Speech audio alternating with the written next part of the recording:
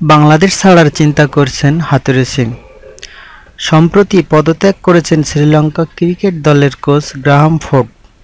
এরপর Lankan cricket board নাকি যোগাযোগ শুরু করেছে চান্দিকা হাথুরু সিংয়ের সঙ্গে। শ্রীলঙ্কার একটি প্রতিষ্ঠিত সংবাদ মাধ্যম বলছে, বাংলাদেশের কোচকেই নিয়ে যেতে চাইছে লঙ্কান ক্রিকেট বোর্ড। চান্দিকা নিজে একজন লঙ্কান, শ্রীলঙ্কার হয়ে ক্রিকেট খেলছেন তিনি। শ্রীলঙ্কার জাতীয় দলের সহকারী কোচ হিসেবেও দায়িত্ব পালন করার ইতিহাস আছে তার। কিন্তু 2009 সালে বোর্ডের সঙ্গে এক ঝামেলায় জড়িয়ে লঙ্কান ক্রিকেটে নিষিদ্ধ হন চান্দিকা। পরে চলে যান অস্ট্রেলিয়ায়, সেখানে নিউ সাউথ ওয়েলস রাজ্য দলের কোচ ছিলেন তিনি। সেখান থেকে তাকে জাতীয় দলের কোচ হওয়ার প্রস্তাব দেয় বাংলাদেশ ক্রিকেট বোর্ড। পরে বাংলাদেশে চলে আসেন চান্দিকা।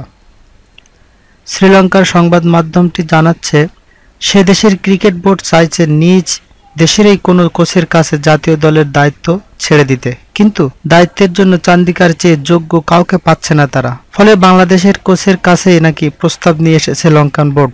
বিসিবির সঙ্গে চান্দিকার চুক্তির মেয়াদ আছে 2019 সাল পর্যন্ত, অর্থাৎ আগামী ক্রিকেট বিশ্বকাপ পর্যন্ত চান্দিকার সঙ্গে চুক্তি রয়েছে বিসিবির। এরপরও তাকে প্রস্তাব দেওয়াটাকে ক্রিকেট কূটনীতির লঙ্ঘনই মনে করেছেন অনেকে। এর আগেও একবার শ্রীলঙ্কা থেকে চান্দিকাকে প্রস্তাব দেওয়া হয়েছিল, সে সময় বনাবনি না হওয়ায় চান্দিকার শ্রীলঙ্কা যাওয়া হয়নি। নিজ দেশ থেকে পাওয়া প্রস্তাব বিষয়ে এর আগে অবশ্য কোনো কথাই বলেননি চান্দিকা। তিনি কেবল বলেছিলেন, যদি আমার দেশের বোর্ড আমাকে কাজ করার প্রস্তাব দেয় তবে আমি তা লুফে নেব। কিন্তু এখনো পর্যন্ত সেরকম কিছুই হয়নি।